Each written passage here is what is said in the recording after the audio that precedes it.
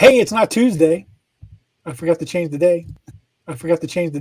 It's Thursday, but that's okay. Ken's a little sleep deprived, so it's fine. Yeah, it's a weird Thursday. This is our original time slot back when I first started 4C Comics with the live sketch claims. We were on Thursday nights at 7:00. I remember because I was on there spending more money than I needed to. Yeah, and then we had to change to Tuesdays because it started getting a little too crowded on Thursdays. But we'll see what happens now. How's everybody doing out there? Hopefully everybody's good. How you doing, Bacon? I'm all right. How about you, Ken? I'm all right. But yeah, without further ado, let's bring on our guest of the night, Mr. Alex Saviuk. What's up, buddy? Hello, everybody who's tuning in. Alex Saviuk here. Have no fear. I am here. We got important questions going on. Bacon, did you get your plumbing fixed? Oh, Emilio Savina. Yeah. I know that guy. He's always on these streaming shows. How you doing, Emilio? Yep. There you go. He says, there you go. He says hello. Hello. I definitely did, Emilio. Thank you. All right. Got to get that plumbing fixed. Yeah, I'm coming there Wednesday. So I told him, I said, make sure the plumbing's ready when I get there. Yeah, it's all set. I don't have to pour my beer into the back of the toilet to flush it, you know. That would be bad. So how you doing, Alex? Hey, I'm doing okay.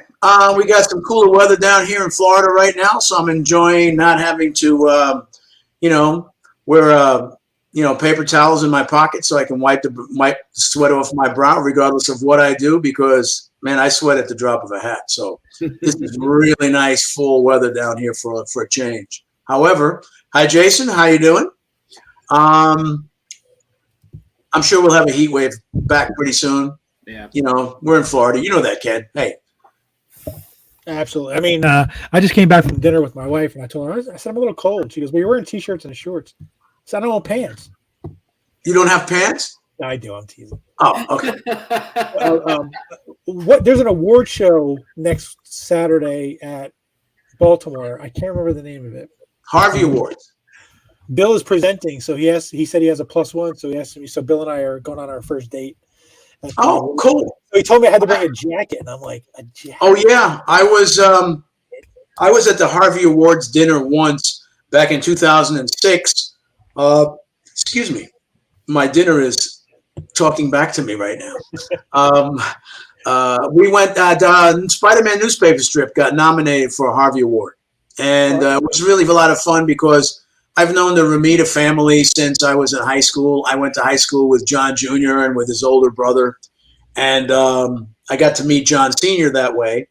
And so even though I started working in comics at DC, was just one of those things that they caught wind of my stuff first. And they asked me if I'd want to work for them back in 1977.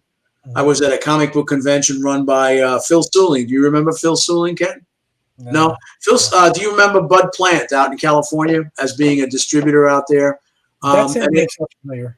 Yeah, at any rate, Phil Suling was to the East Coast, what Bud Plant was to the West Coast. I mean, they just would run conventions, and like I said, they were maybe a go-between between comic companies and Diamond or whatever. But he was running probably the first comic book conventions in New York City. And I had gone to the School of Visual Arts studied there with Will Eisner. And when I got done with the school, I put my own little fanzine together, which, it's nice to talk about it. I wish I had a copy right now to show you. But, however, that being said, I couldn't get any work from Marvel or DC. And I don't even think I'm trying to remember if Dark Horse was even around in 77, but there weren't too many companies. Now, of course, there were always independents that probably paid like $1 a page or $2 a page or something.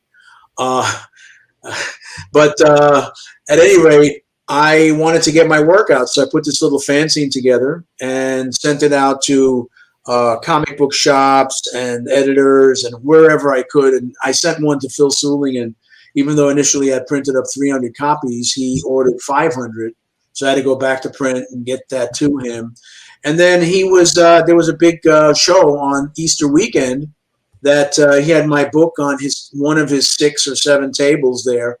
And within a half an hour, I got called back to the table and got introduced to the president of DC Comics, Saul Harrison, who was thumbing through my magazine with a big smile on his face and asked me if I was working. And I said, no. And he said, well, would you like to work for us at DC?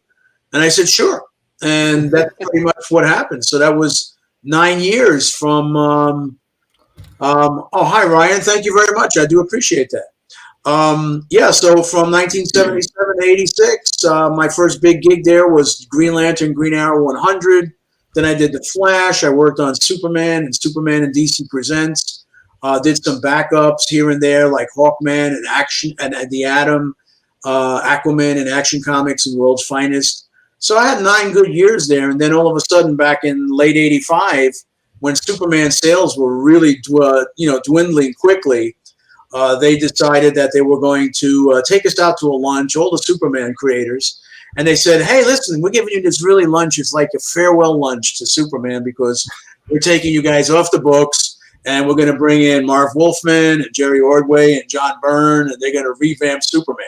But don't worry, you'll have plenty of work. So I figured, okay, I'm gullible enough to believe that. So that was November of 85. And in February, I guess it was President's Day, I brought in a Superman story for Action Comics for Julie Schwartz, and he goes, well, listen, this is it for me. He says, I got one more story left, and I have to give it to Kurt Swan. I owe it to him. I said, yeah, no problem. So he says, go check with the freelance coordinator and see what they have for you. But they had nothing for me. And so I immediately called up John Romita and said, hey, John, listen, I have no more work at DC. Can you get me something at Marvel? And he said, yeah, come on over. We need fill-in guys all the time. You can make a living doing fill-ins because our guys are always late. So I dropped off Xeroxes of the last story I had just done for Julie Schwartz. And that was a Tuesday. And by Thursday, I got a phone call from this editor named Mike Higgins. He was doing the New Universe stuff with Jim Shooter and Iron Man. And they needed a fill-in on Iron Man. So from there, I did that. And then a bunch of stuff, worked with Jim Shooter, eventually started filling in on Spider-Man, Amazing, and then Webb, and then had Webb for 7.5 years. Wow, that's awesome. That's incredible. I'd never heard you tell that story before. That's incredible. And then, to boot, after they took me off of Webb, they gave me my own Spider-Man animated adventure series based on the cartoons.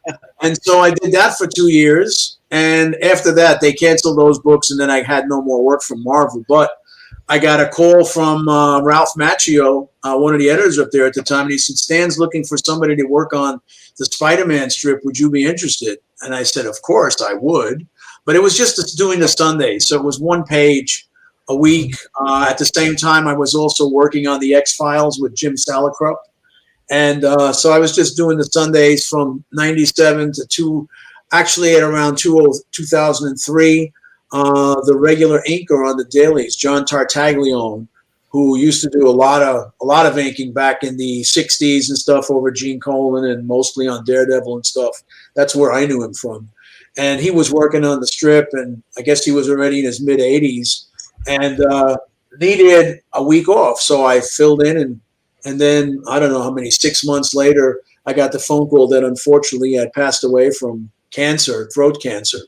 And would I want to ink this ink thing? And I said, sure. So that's how I got to end up doing the inking on the Spider-Man newspaper strip. But between Sundays and dailies and going all the way down to when Stan Lee passed away, when Marvel decided to pull the plug on it, there were 22 years that I worked on the newspaper strip.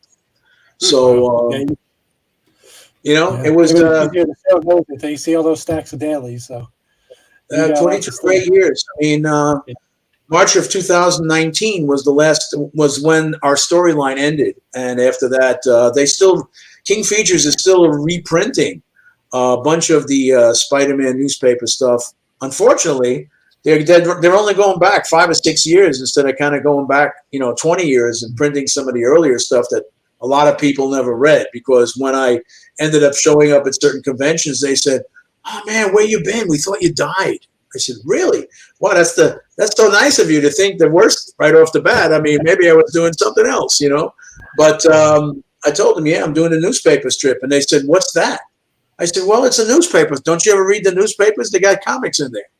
So, yeah, a lot of people didn't know what it was. But, even when I used to get free paper from Marvel. and I'd call up and I'd say, I'd get some, I don't know, some mail guy or whatever. We need a Spidey Daily Omnibus. Yeah, that would be very cool. I know that IDW has been reprinting the Sundays and the dailies from 1977 on, and they've done 6 hardcover volumes. Oh, wow. They've been printing it with a certain amount of regularity. So if they continue with their schedule, in another 7 or 8 years, they'll be catching up to my stuff. But I don't know if they're going to continue their schedule. So who knows when I'll get to see, my work in there. Right. Although there was one time when in about 1980, John Romita called me up and asked me if I would have time to help him lay out 4 Sunday pages because he was really bogged down at, being art director at Marvel. And so I did layouts for those, and he just maybe finished the pencils, changed a few things around here and there. I don't remember if he inked or if Frank Giacoya inked, but those pages have already been reprinted. But of course, I don't have a credit line on it. I was just a, ghost layout guy, and that's cool. I was just happy to help him out. That's pretty much it. Lately, though, I've been working on variant covers for Marvel for the Symbiote Spider-Man series. They had at least 3 of those series going on. One featured Venom, one had Hobgoblin, one had some nefarious villain called the King in Black, who's the leader of all symbiotes. Yeah. And so I did, I guess about 11 covers, 5, 5, and 1. Then I also did a variant cover for a Spider Ham book, which was kind of fun. And then Marvel hooked up with this company called Vivi, which does NFTs. Not that I own any, not that I have any idea really what an NFT is, other than I think it's a digital file, but they're saying, when they produce NFTs, they're kicking in all these Ethereums and gases into the environment, and it's not good. And I'm going, you're making a file. What the hell? I don't get it. I just don't understand it, but hey, they're paying me my cover rate, and I get a piece of original artwork out of it because I don't do anything digitally. I still have, I still do everything on paper. So now one of the cool things was that I got to do they sent me a cover of Amazing Fantasy 15, and they said, okay, here's the next one that we want you to do if you're up to it. I said, so you want me to take the cover of AF 15 and just do it in my style? And they said, correct. So I ended up basically just redrawing it, homaging it, if you will. And then when I met the Vivi owners at New York Comic Con, they said, hey, man, that cover is the holy grail of all the Vivi. Do you still have that cover? I said, yeah, I do. Oh, man, I said, people have been asking me if I want to sell it. And they said, would you sell it? I said, well, if the offer is good, and it better start in 6 figures because I'm not selling it for anything less. They said, 6 figures, really? I said, it's not uncommon. And you're telling me it's the holy grail. So what the heck, right? Yeah, you got to come out a different way. Excuse me? You got to come out a different way. Yeah. Well, that cover's terrible. Just give it to me real cheap. Well, you know what? There's dealers, come up to you all the time and they try to lowball you. You know how it is. Oh, man, when I was younger, it's like, hey, man, I'm a dealer. You got covers and splash pages? Yeah, I got some great interiors too. Nah, I just want covers and splash pages. So, and in the late 70s, considering what your rate was, if you could sell a page for twice what you got paid to do it in the first place, you felt like, oh man, I'm making gold here. I went to my doctor not too long ago, 5 months ago, for my yearly physical. And after we were done, he goes, hey, Al, I got to show you something. Pulls his phone out. He goes, there was a cover that I had drawn back in 1987 for a comic called Marvel Presents. And the front cover has Wolverine, holding up his claws, covering half his face. I didn't obscure anything, but the kind of look that I'm talking about. And had a back cover with 3 little scenes on it. And it was inked by Klaus Janson. The first time we worked together, it looked really cool, especially the front cover. I mean, Wolverine was just kicking butt. And I remember selling that cover at a convention and probably a year later for like $150. So it sold on Heritage for $26,500. And so he goes, "Did you sell it?" And I said, "Yeah." He goes, "Oh man, that's so great." I said, "Yeah, but I only got $150 for it back in 1988." He goes, "Why?" I said, "Because nobody charged more than that back in 1988. I was happy to get that money, you know." Hear those stories all too often. I mean, there was that one. Let's see, when I was at Heroes Con, there was that group called Comic Link. Okay, they were there, and they must have sold this Amazing Spider-Man Hulk Spider-Man cover that Todd McFarlane did, and it says record sales $664,000. And it wasn't even recently; it was like a couple of years ago. Yeah. So, me asking six figures for this holy grail of artwork over here is, I'm not completely nuts. Okay, hey, you never know. Sure. There's people out there with deep pockets, Ken. Man, they wanna buy some stuff. Hopefully they're watching. All right, we're gonna get the claim. I want to go over the rules real quick. Okay. So, we use a live claim system. So for anybody who's new to the channel, what's going to happen is I'm going to put a claim logo up, and if the first person to claim will get the chance to get the sketch. If more than 3 people do it, then we do a wheel spin, and they get to get the sketch. If you bought from us before, of course, you know how it works. If you haven't bought from us before, we'll give you information on how you can contact us so we can get the email to you so we can invoice you. And Alex is going to be doing head sketches tonight. Pencils are, I forgot the prices already. Yeah, pencils are inks. Here you go. Pencils are $125, inks are $150. And he also has some comics available, which you can do black and white and color remarks on. We'll get to that. And then he also is offering up some dailies and a couple other pieces too. So we'll get to that.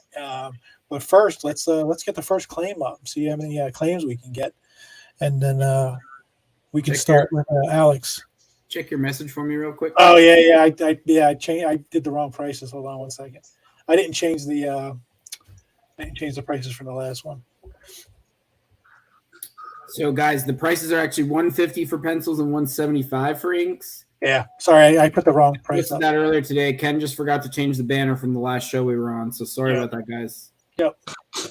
So here's the prices: $150, $175. Change that real quick, and we have claims. We have any claims there, Bacon? Yeah, we've got a few here. I think we've got at least a wheel spin. All right, let me get the wheel spin ready. Okay. 1, 2, 3, 4. Whoever is under Jason Lutz, I'm gonna have to look them up. I only see the moving banner down below that says Gavin Smith. Yeah, he hasn't changed that either. Oh, sorry.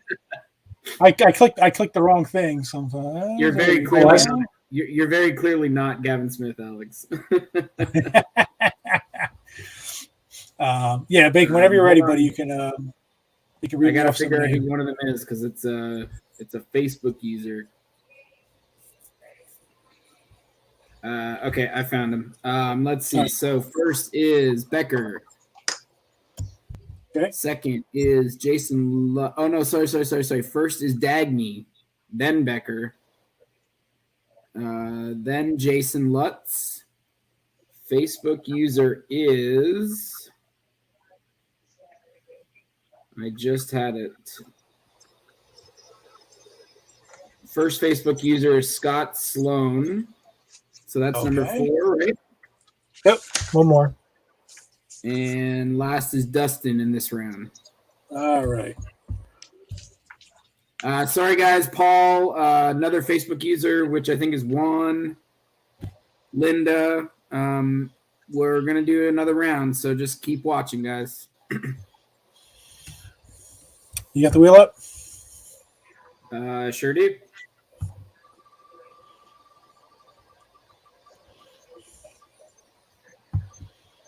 Lutz.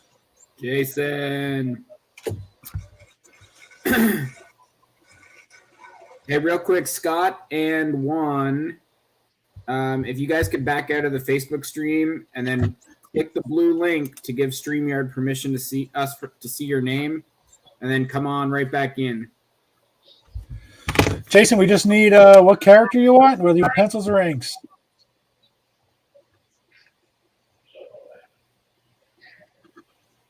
I want to make this a ticker. Hold on a second.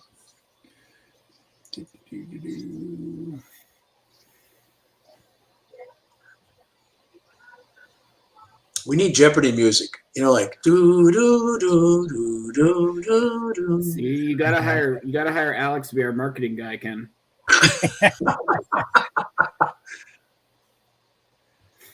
All right. So Jason wants inks, and he wants any Green Lantern except for Hal Jordan. Any Green Lantern except for Hal Jordan. Okay, Jason. Any GL inks. I have a little.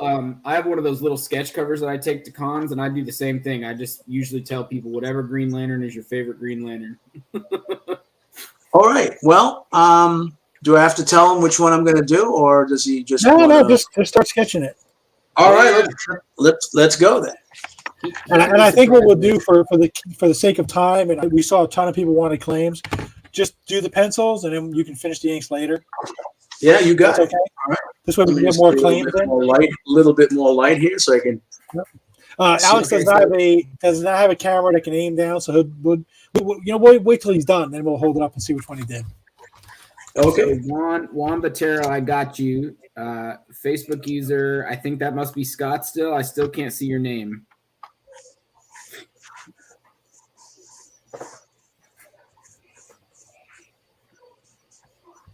And we do have a question from the crowd.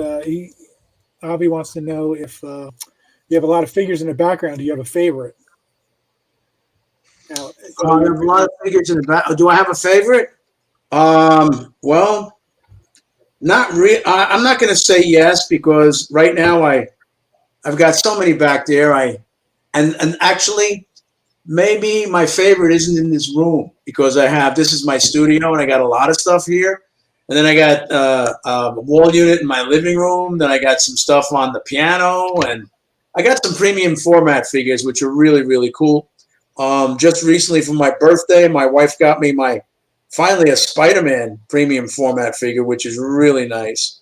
And I've got premium formats probably of all the major characters I've drawn: Green Lantern, Green Arrow, the Flash. Now I got Spider-Man. I've got Superman, Batman, Wonder Woman. Not that I ever really drew Red Sonja except for this one particular cover, but that statue that I got was just too darn incredible for pass up. So I got this really cool Red Sonja statue also. Yeah, it looks like you've been collecting figures for a long time. I have, and it's also the type of thing where besides me collecting them, when it came time for, let's say, Christmas gifts, birthdays, anniversaries, people didn't have to really think too hard about what to get me. They would just kind of, well, give me an idea of, what statues are out there that you might like. And hopefully eBay is not going to be paying attention to this particular broadcast because when I would go on eBay and I would see that there were, some higher priced items out there, I would, get in touch with the seller and say, hey, by the way, I'm Alex Saviuk. I love your statue. Would you be interested in trading for some artwork? And half the time I'd say I was successful. So I got quite a few statues just because I, offered to trade artwork. So usually it would be in the price range of, let's say, a commission or something like that. So that's how I got a bunch of them, but always looking for the best possible deal, so. You ever trade art with other artists? Did I ever trade? Actually, I think once, just recently, actually, I traded a piece of artwork with Matthew Clark. He had done a watercolor head shot with a black orchid, a really cool character from years ago. And I traded him a daily for it. Excellent. So, because he wanted to get one of the dailies, but he says, wow, I don't think he was having such a great show. And he says, I don't think that I could afford to get me one of these right now. So I said, well, how about if I trade you one of the dailies for one of those pieces in your book? And he was all up for that. So that worked out nice. Yeah. Speaking of dailies, I want to show some of the pieces that you're offering up. Okay. So right now we're working on, let me get it back. We're working on Alan Scott, Green Lantern from Earth 2. Okay. So this one is for Jason, right? Yep. Yeah. Okay. So Jason, I'm going to be finishing that up in inks for you. And if we want to go to the next one, we can get started on that. Well, that was quick. Nobody else? You want to finish the ink There you go. later? Okay, cool. Oh, Yeah, all right. I might as well go right to ink. Well, we can go do another claim. I didn't realize how quickly you were moving. That's awesome. But we'll put up another claim. 1 second. I just have to go grab my phone. Take your time. We're doing a claim, so.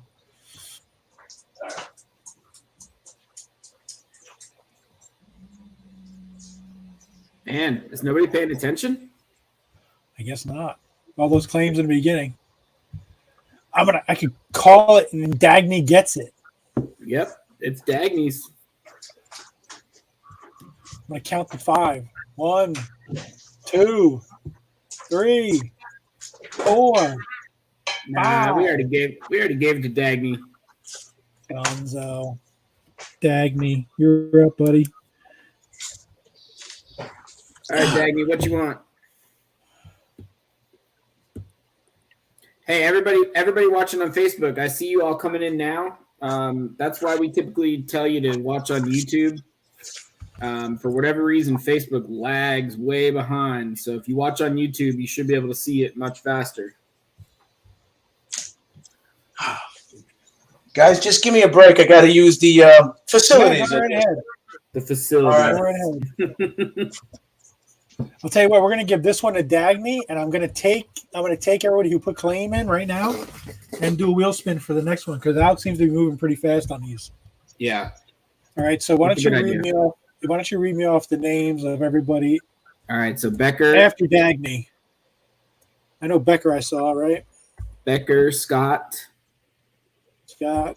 Yep. Jason, we're gonna skip you for just a second because you already got one. That's right. Juan. That's 3, right? So I guess I don't see any others. So do you want to let Jason have another shot? No, not yet. Not yet. We'll wait. Jason, if you want to get another one, you'll have to wait until see if there's nobody. We want to give everybody a chance first.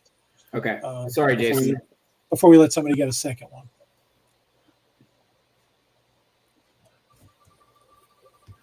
And Dagny, we just need what you want, pencil and inks, and what character.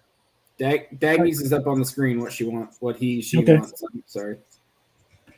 Becker.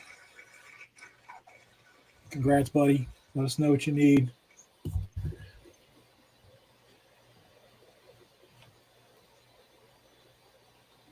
So how's everybody doing while we're waiting for Alex? That's it. Hobgoblin with inks. All right. Yeah. Becker, just let us know what you want.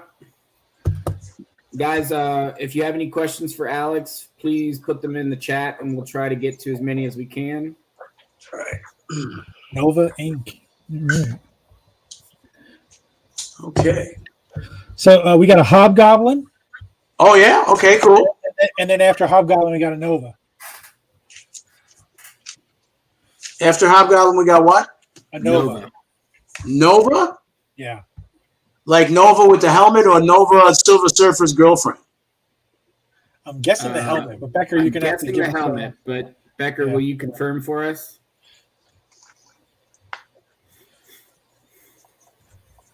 And while we're waiting for that, I'm going to show some of the dailies here that Alex has given us. And I'll tell you this, I mean, I see Alex all the time at shows, and I go through his dailies all the time because my goal is to someday get the date for my birthday, my wife, and my 2 kids, and then frame them up. So I always look for I look at dates more than I look at anything when it's going. Nova with the helmet, Alex. The one with the helmet. Okay, you got it.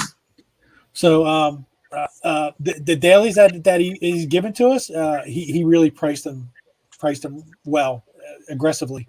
So this is a great chance to get a daily from Alex. I think most of them are going to be inked by Joe, right? Except for the singles, right? The 2 Well, no, Sundays. actually, what happens is the Sundays are inked by Joe Sinnott, which I penciled. The dailies were penciled by Larry Lieber, Stanley's brother, and I inked the dailies. Oh wow! So here's the first, and then the Sundays were also lettered by Stan Sakai, right? Yeah, the Sundays were, as you can see, when I pencil, I would sign it. That would send it off to actually the letterer. In this case, I'm looking at the lettering to see. Yeah, that was Janice Chang. She would. She lived upstate near Joe Sinnott. She would then send it to him. After he got done, he would sign it, send it off to Stan Lee, and then Stan Lee, whenever he would come into the office on a particular day when his assistant was working on the, getting the returns out, that's when he would, just sign a batch. So I would, if we did 52 Sundays a year, for every 5 that we did, I got back 2, Joe Sinnott got back 2, Stan would keep 1. So that's how that whole thing, wrapped up. Gotcha. So this is the first one. This is A. Lots of stuff going on here. Obviously signed by prices are there, guys. The banner's no longer scrolling across the bottom, so you can see it now. Yeah. So this is A. This is B. Man, I love how you draw Mary Jane.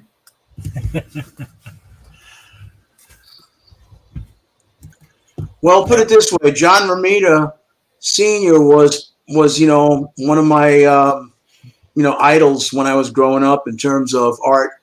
And when he took over the art on Spider-Man, not that I didn't like Steve Ditko, but John's work just kind of really shone in terms of the people looked like contemporary people. Something about Steve Ditko's people always looked like they came from the 40s. Even when actually Steve Ditko was the first one to draw Mary Jane, but we only got to see her, let's say, in some, like, half of her was in shadow. The rest of her, you could see her, whatever kind of a jacket she wore or something to that effect. And, it just looked like she was almost like a Rita Hayworth type with the kind of clothes that he had her in.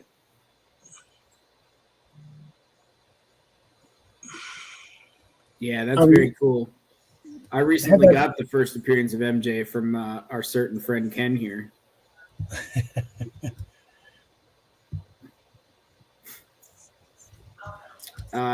No West Coast bacon. It's not going all towards the toilet. Thank God. I was very scared, but I am back to being okay again. Man, that Morbius one on that previous page. Oh, that's Craven. Wow. Yeah, there's some great dailies here. And if these sell out, of course, we'll sign them. Yes. When they, as you can see on this daily from with Doctor Strange, there's one signature on it already, and it happens to be the only one featured there that has Janice Chang, the letterer's signature. Janice invented her own font style, oh gosh, like, I don't know, 30, 40 years ago. And so whenever I would be able to grab her at a convention or something, I'd say, hey, Janice, you got to sign some of this stuff because, it's you created your own font, it's artwork. And she would say, oh, I'm just a letterer. I really don't, I really shouldn't be, signing and stuff. And so once in a blue moon, I'd get her to sign and agree to it. But yeah, she's a great letterer, wonderful person. And, she definitely should have her name on the strip more often. Yeah. And then this is the last of the dailies that we have to offer. I can run through those again for everybody. And then he has one beautiful commission piece that's available. This is fantastic.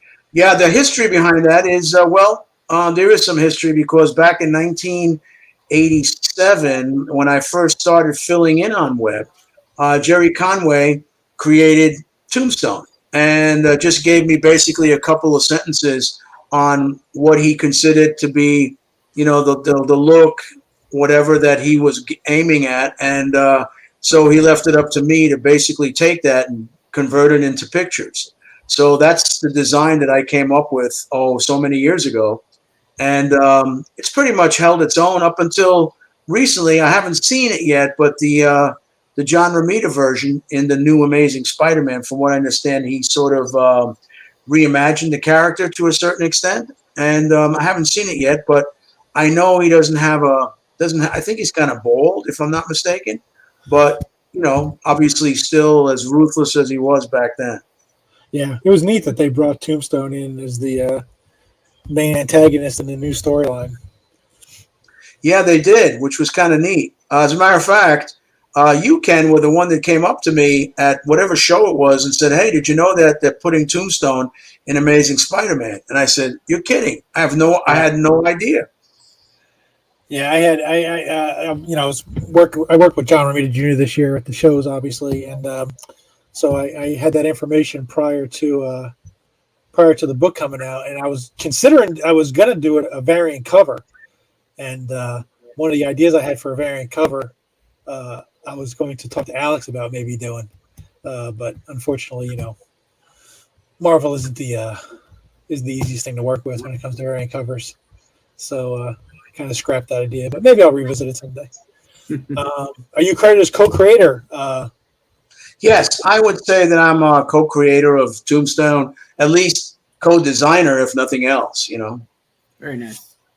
And speaking of that, we also have some comics available that Alex is offering up. So the first one being this one. This is the Vampirella variant cover. Alex did the line art, and it was painted over by Nathan Zardi. Is that how you say his last name, Alex? That's it, Nathan Zardi, and it's digital painting, and in the computer, obviously. And it's signed by both. Both of us. Yeah. And if you want a black and white remark, it's $100, and if you want a color remark, it's $130.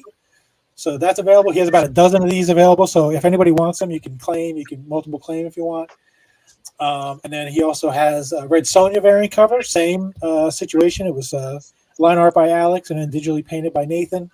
Signed by both for $40 with a black and white remark of $100. Color remark is $130. And he also has this cover from the recent Amazing Spider-Man run, which features Tombstone.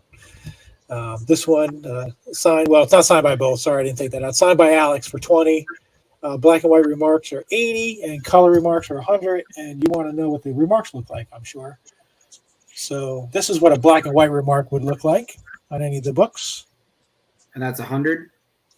Right. Well, each one would be, the individual price. I just wanted to show people, you could have Spider-Man on there, you could have Tombstone, you could have any character you want in a black and white remark, and also in a color remark. With the color ones, I use these paint markers. So, obviously, as I had spoken to Ken, I said with this one, even underneath to the left of Spider-Man, and under Tombstone, we could fit another head in there, or you can put one right through the logo above his fist. I don't want to cover up his head, but you could get 4 remarks on that one easily enough if that's something that somebody would be interested in. Yeah. So those will all be available. Also, we'll post them on 4C tomorrow for anybody who claims that way too. Yeah, I can do that. No does problem. Alex collect custom statues as well?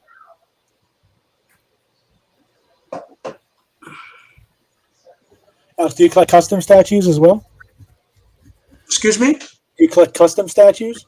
Yeah, I have a couple. As a matter of fact, I have. Let me just take my camera. I'll show you one that I have right here. Come on, where are you? Can you see this Flash statue up here? Yeah. Yeah, okay. The Flash is a custom statue that I got fairly inexpensively. And even though it's this giant piece, it weighs only about maybe 4 or 5 pounds because it's hollow inside. Sideshow comes up with their resin pieces that, the bases, they weigh a ton. Well, let me go over here. Can you see over here there's a Craven with the lion? Hold on, let me give you a big screen here. Let's see. There's Craven the Hunter right there. Yeah. Yep. Yeah, Craven, that piece came out from, I think, Prime Studios back in, about 4 or 5 years ago. Okay.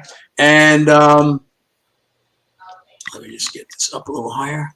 Yeah, about 4 or 5 years ago, they wanted $1,650 for it and $350 shipping from Singapore. And so I'm going, well, I'm not spending $2,000 on a statue. I mean, as beautiful as it is, it doesn't make sense.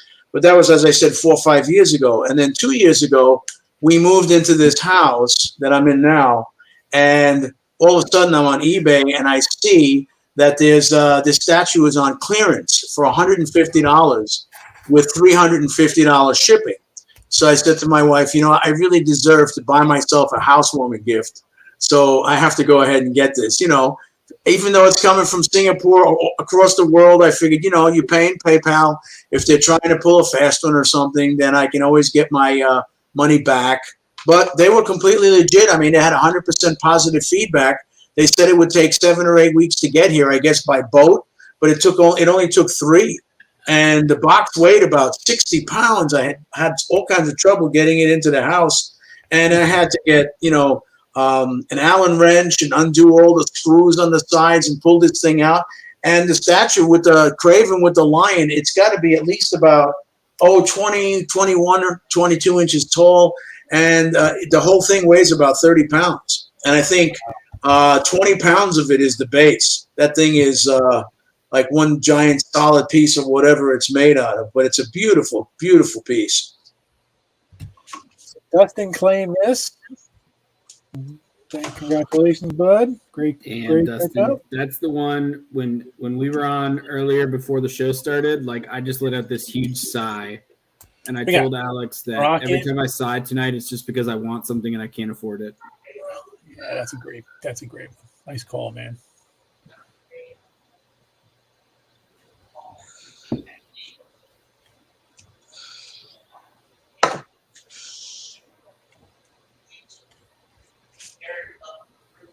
Yeah, that's good stuff.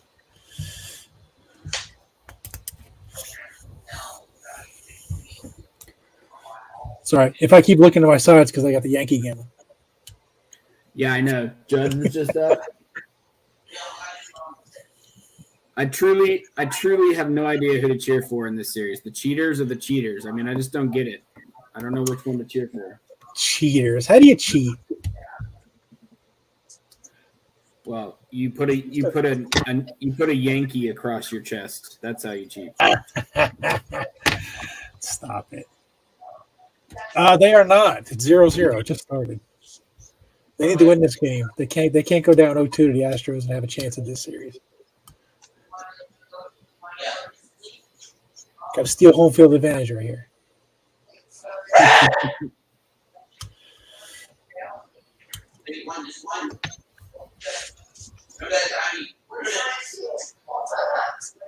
Yeah, that was a great call, Dustin.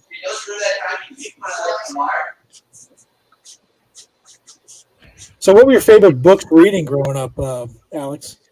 Books. Well, to be honest with you, I love to read books. I mean, started off reading, as a kid, the Hardy Boys. Yeah. And then I remember going to a store with my mom looking to see if I can get a new Hardy Boys book. And all of a sudden, right there on this rack, they had there was a company called Ace Books, Ace Paperbacks. And gosh, they were doing all these Edgar Rice Burroughs books with these Frank Frazetta covers and Roy Krenkel. And all of a sudden, I mean, I knew Edgar Rice Burroughs did Tarzan, but all of a sudden I'm looking at Carson of Venus and I'm looking at Pellucidar and, Mars and all these different worlds. And the covers were just so beautiful that, well, you figured, okay, that's got to be in the story. And just like with comic books, I mean, you could go to a comic book shop and sometimes those owners, in the old candy stores when we were kids growing up, they'd go, hey, you're buying or you're looking. So you had to pick up the cover, look at it and go, wow, that's cool. I got to pick this up. And that was the same thing with a book. You're not going to stand there and start reading a chapter. Okay. I went to Black Adam today. Baseball ended 9 months ago for me. What? Oh, how was Black Adam? How did you like it? Yes. Hello. I did read yesterday that Black Adam only got 52% from Rotten Tomatoes. Rotten Tomatoes doesn't know a thing. You got to go watch a movie and make your own opinion. Of course you do. But unfortunately, there are some people that just completely believe the critics. When it comes to movies these days, I wait until Oh, I never go on the first day anyway. I'm just not. I just never do that. It's just too many lines, the whole 9 yards. I hate that stuff. So as it stands, I'll wait the weekend.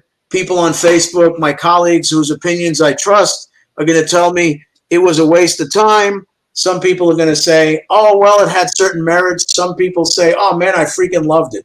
So it's to each his own. You go see a movie, and if you like it, you like it. If you don't like it, you don't like it. So, you know, I mean, I'll go see it. Heck, the trailers look good. I mean, I think Hawkman looks amazing. That helmet looks really fierce. And I love Dr. Fate, boy, but I'll tell you something. Why they took the eyelets off the helmet is completely beyond me. And they'll have some kind of a thing that says, oh, he keeps the eyes. There's no eyes in the helmet so that, you know, the evil wizards can't throw spells in through his eyeballs or some whatever. I don't know. But I mean, Dr. Fate is kind of cool. And that's the DCEU for you, though. They change everything. Oh, yeah, of course. They think we want it and we don't want it. And the thing is that the costume, the helmet, it doesn't even look symmetrical. Yeah.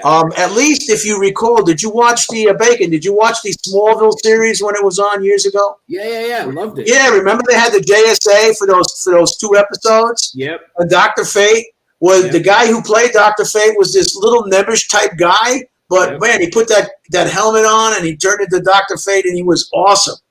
They could put anybody underneath that helmet, but I mean the helmet's supposed to look right. You know? Yeah, exactly. And those 2 episodes were probably 2 of the best episodes they did in that whole 10 years. Right. In my opinion. Yes. The guy from Stargate S1, I forget his name. He played Hawkman, and the Hawkman costume wasn't cutting it for me. Okay. Yeah. But the helmet in this movie looks really, really good. I'm a huge fan of Joe Kubert on Hawkman and the way he designed that helmet, and so. Yeah, I definitely have to say that you know, the helmet looks great on the trailer. So hopefully I won't be hopefully Hawkman will have a pretty you know, some decent moments in there other than just attacking Black Adam once and then getting his butt kicked. So yeah, we'll see what happens. Well, the thing that bugs me about the Dr. Fate helmet is they got, you know, Pierce Brosnan is a fantastic actor in my opinion. They got him to play Dr. Fate. Right. And then they mess up the costume. Yeah, I mean, the fact that he's wearing a helmet anyway, you wouldn't get to see him. Yeah. Okay.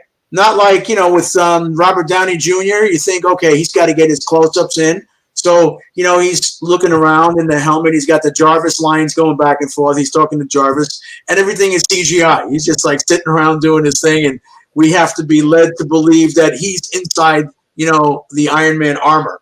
But they may do the same thing somehow, some way with Dr. Fate, or are we just going to hear Pierce Brosnan's voice? I have no idea. You know, so we'll just have to wait and see what happens. Alex, we were talking about the books before. I got to tell you a quick story. When I was a kid, my favorite book when I was a kid was Treasure Island, and I had a copy that I used to carry around with me, and I wore this thing out. And a few months ago, the cover art became available, and I bought it. From what? The Classics Illustrated? Here, check it out. I'll show you.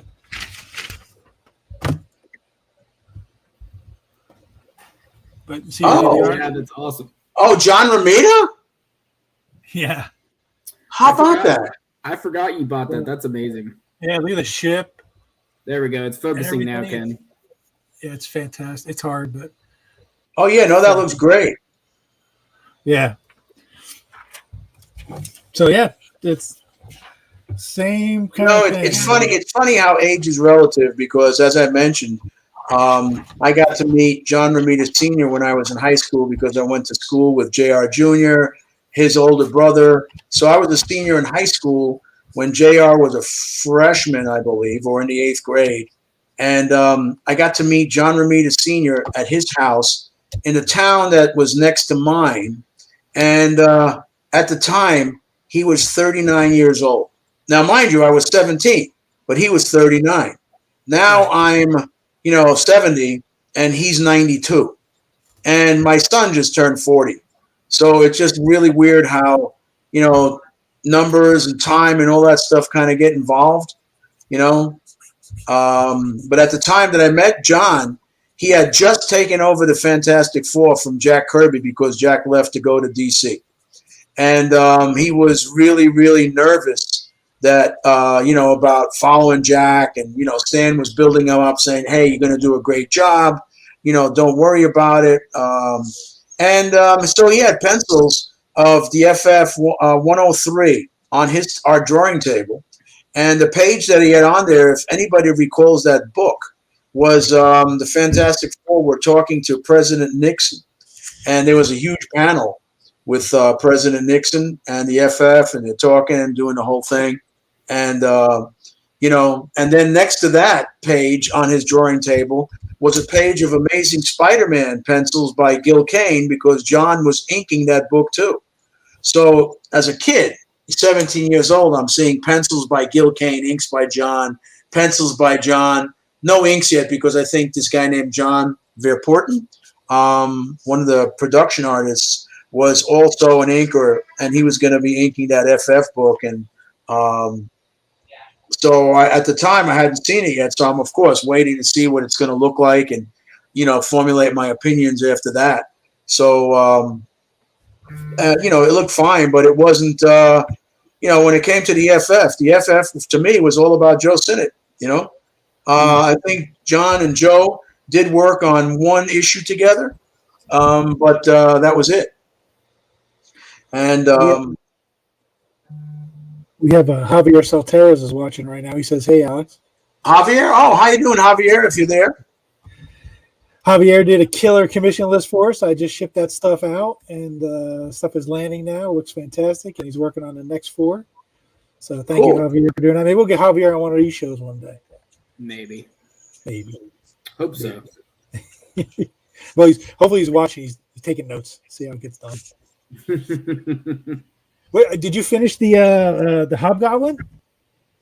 Oh no, I'm still working on Green Lantern, inking it. Oh, you're inking Green Lantern. Great. Okay. Yeah, because you had mentioned that, hey, you might as well start inking Green Lantern. And then I went to the restroom, and you came back and said, hey, we got a Hobgoblin. I had already started this thing. So, sorry. Yeah, no worries.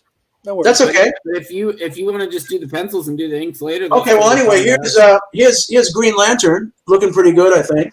Wow. Yeah, looks like you did that a few times. I actually drew him. I only drew him once, actually, in Green Lantern, Green Arrow. Number was one story, number 111 and 112. And I got to draw him. I got to draw the Guardians. Got to go to the planet Oa, draw the giant battery. I mean, wow, what a blast that was back in the day. Okay, so now we have a Hobgoblin. So let's get to work on that. Well, is there anything you don't like to draw? And I know some artists say they don't like drawing vehicles, or they don't like drawing buildings or crowds. That seems to be the 3 that people don't like to do. Oh no, I'm completely the opposite. I can't stand drawing buildings, vehicles, and crowds. No, seriously. When it comes to that, I mean, put it this way: I enjoy drawing anything organic. Once I have to pull out templates and rulers and French curves and all that kind of stuff, and you get a nice effect and a nice line out of it, but it's just so much more fun to draw freehand stuff. When I was working with Joe Sinnott on the Spider-Man Sundays, and occasionally Spider-Man would be in the woods or in the mountains, and you get to draw trees and foliage and bushes and all that kind of stuff.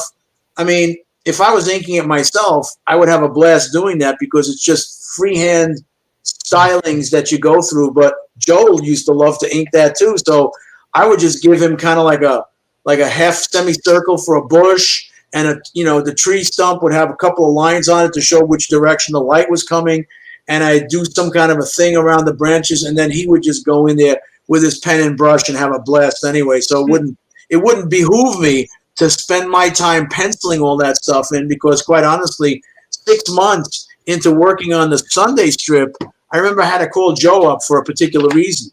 And I said, hey, Joe, am I giving you enough information, on the strip in terms of pencil? And he goes, Al, to be honest with you, your pencils are so, excuse me, your pencils are so tight, you're kind of like handcuffing me. You're not giving me anything to do.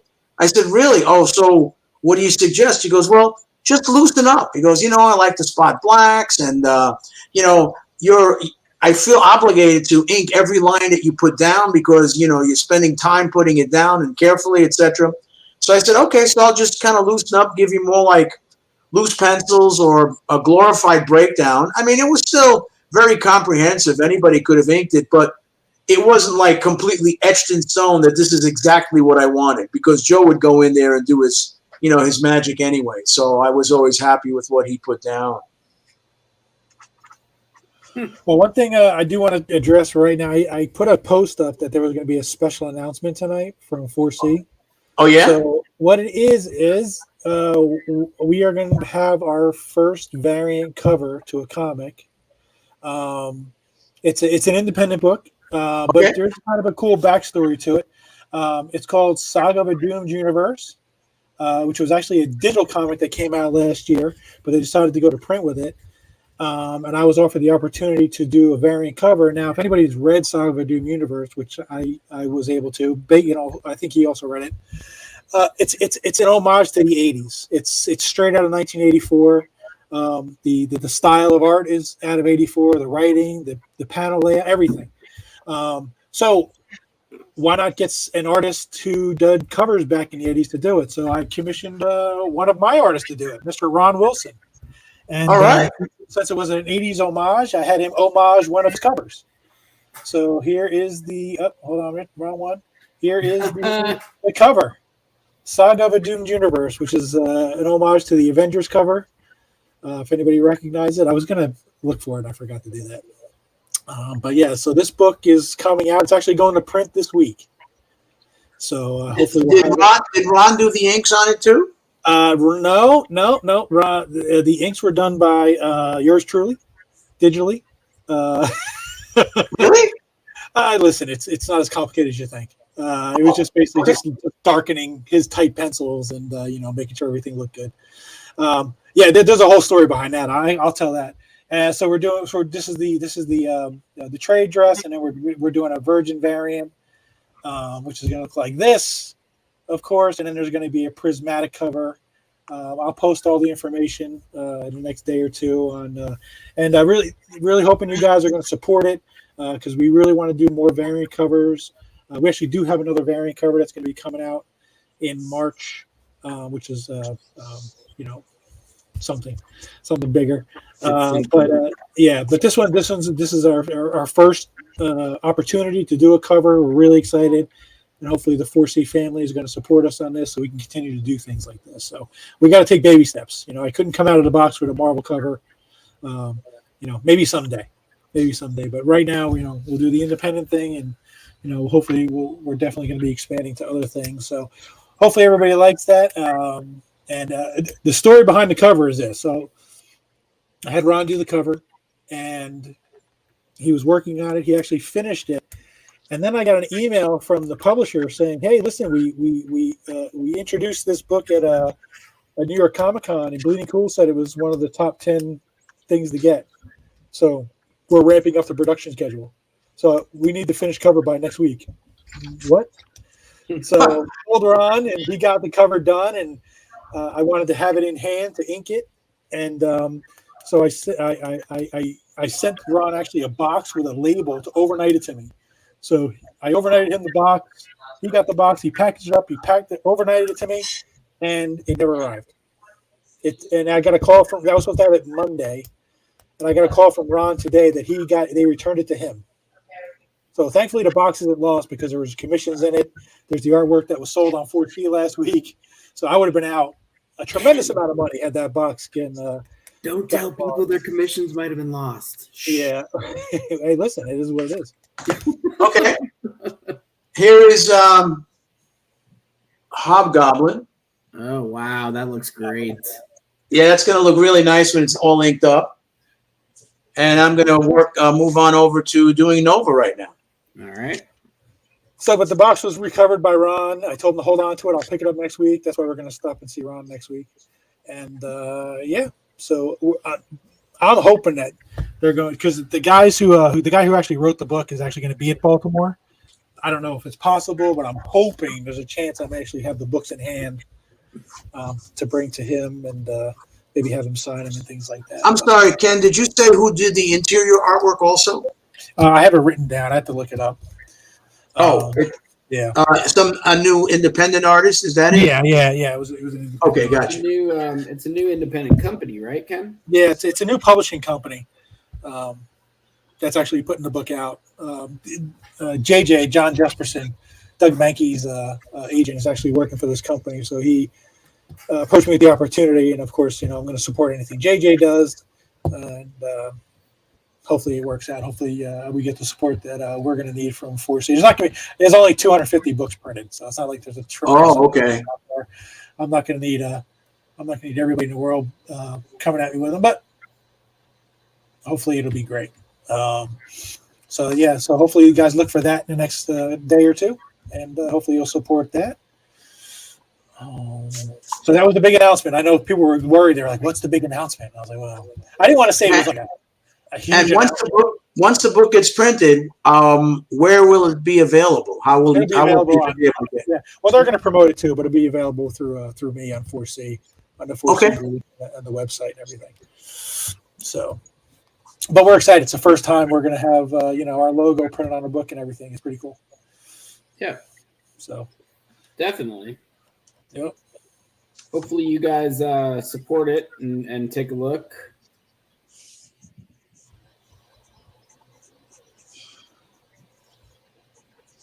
I'm just catching up on the comments here. Let's see. Hey, thanks, buddy. I appreciate it.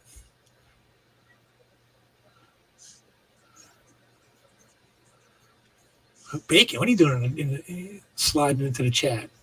That was a reply. Here, let me post the original comment from Mr. Javier.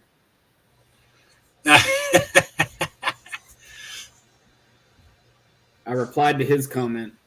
There you go. Listen, Javier, I could tell you some stories about some technologically challenged creators we've had on, or not necessarily technologically challenged, but sometimes the technology itself. We did a show last year, 2 years ago, I don't remember when it was, with Andy Kuhn, and he literally got an internet connection probably every 10 seconds for about 2 seconds. So it was, "Hey, how you doing? Here's the art." And then he'd go silent for 20 seconds. He'd come back on, "Hey, here's the art."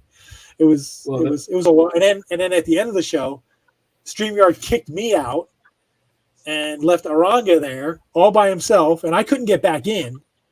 And he had no way of ending the show because he didn't have the admin access. So he just sat there for a few minutes talking. It was hilarious. And then he finally just logged out, and I was able to get back in. No. In the end, he froze up too. Yeah, it was so. And it was stuck on. It was stuck on one of those Toonie Looney memes. Yeah, your memes. Yeah. Yeah, Alex, we make these goofy memes for Bacon. See, because he's Canadian, so he's Canadian Bacon. So we like. Oh, I get it. But It actually is my last name, Alex. My first name is Chris. Oh, it is Bacon. Your last name is Bacon. Yeah. You're not related to the actor Kevin Bacon, right? No, I wish. I wish. I probably would have bought Daily Number B instead of Dustin if I, was related to Kevin Bacon. And then when we just had Sergio Argones on, and he literally had instructions on how to log on and log out, and that were handwritten. And so we've had plenty of technologically disabled people on the show. So don't be afraid, Javier. It makes it more fun.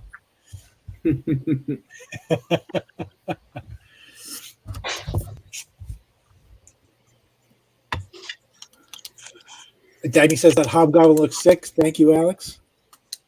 Hobgoblin looks sick.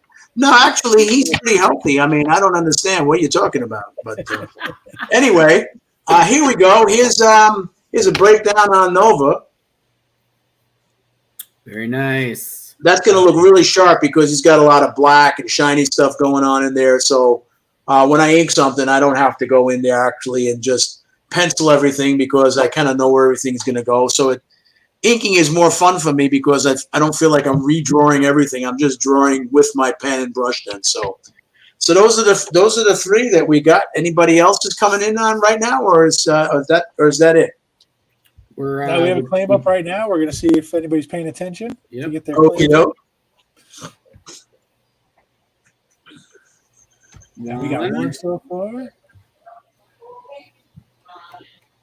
I'll leave it up for a couple more minutes.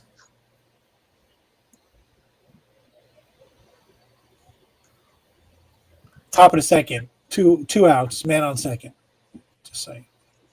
Oh wait, who's is he? What is he, a Yankee fan or an Astros fan? I'm a Yankee fan. Ken is Yankees, unfortunately. So, Yeah, what? I grew up in Jersey. What are you gonna do? It's either the Mets, Yankees, or the Phillies. How are the Phillies doing? They're in the NLCS, right? Yep. Yeah, that's an LCS. Yeah. They're tied 1-1 with San Diego. Oh, okay. So if the Yanks play the Phillies in the World Series, they just got to get on 95 and go back and forth about an hour. Hey, I mean, let's say the last time the Yankees played the Phillies, the Yankees won. So, hey, this could be the year of the Phillies. Everybody thought it was going to be the year of the Dodgers and the Braves, right? And the freaking Dodgers won 111 games and got their butts kicked. And then the Braves won 102 or 3 games and they lost. And so now I don't feel so bad because the Mets won 101 or 102 games and they lost to the Padres. Yep. And hey, everybody was at first thinking, oh yeah, Mets and Yankees World Series, but obviously that won't happen for God knows how long. Yeah, well, we had that back in the early 2000s. I actually really do believe that the Padres have the best chance, but I actually also like the Padres the best of the 4 teams left. Well, with the Padres, if Darvish and Musgrove, their 2 top pitchers, are on top of their game, somehow it seems like when Snell gets thrown in between, he's the one that people, beat on. Yeah. Not to say that he's not a good pitcher, but the other 2 guys, gosh, when they played the Mets, they were like lights out. They had command of everything they threw. Well, so Snell started yesterday, and he well, I don't know if he won, but the Padres won. Yes. Well, was it yesterday that the Padres came back and one had like 5 runs in the? Yep. Yeah. Snell was. I guess Snell was losing. Who do we have here? Paulie, Juan, and TJ. All right.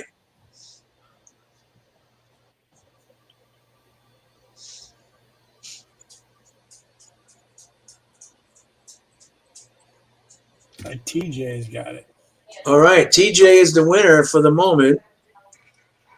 Yeah, so TJ, if you can tell us who you want, pencils or inks.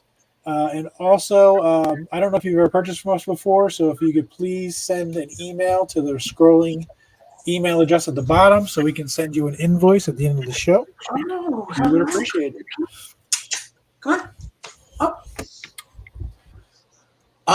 TJ says that he met me at Marvel back in the day. And when did we meet? If you could ask him to just kind of give me a one-line abbreviation of, was he in the bullpen? Was he, production artist? Was he, pencil and inker who's the TJ just doesn't ring a bell with me at this particular point in my life. This comment on the screen is actually Javier Salteras. Excuse me? The comment that's on the screen is actually Javier Salteras. Oh, that's from Javier. Oh, okay. Yeah. Well, yeah, Javier's a great guy too. Gosh, I remember meeting him when we were both mere youths. Now, I think I must have him by at least 10 years, but still, hey, I don't know what he's been up to, but gosh, when he used to work with his brother-in-law, Mark Texera on Ghost Rider, boy, they made magic together. It was really, really cool. Who's Tex? No, I'm just kidding. I have so much Texera art, it's sick. Oh, TJ James would like to have the Spectre. Oh, awesome. Pencils. Oh, and here's my dog Snoopy. He decided to kind of come into the conversation just because he looks like he's drunk, for Pete's sakes. I think he's just tired and he needs a pillow to sleep on. Snoopy, you got to go back out by mommy. Go ahead. Hey, can you guys call Snoopy? Okay. He just kind of All gave right. us the side eye, like, who are these people you're talking to, Dad?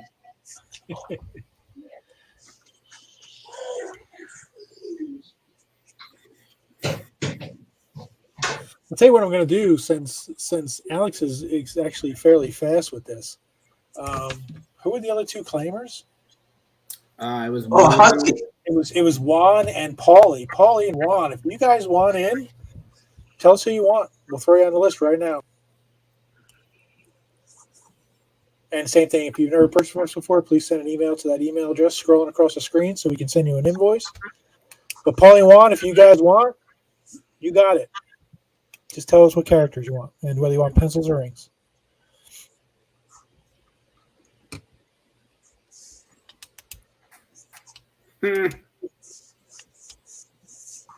That's a good name for a husky. Loki.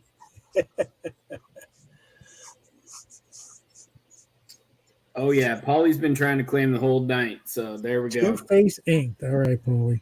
Two-Face. Cool. All right. No, pizza's here. No, pizza's already here. Somebody else is here. Just give me 1 sec. Great.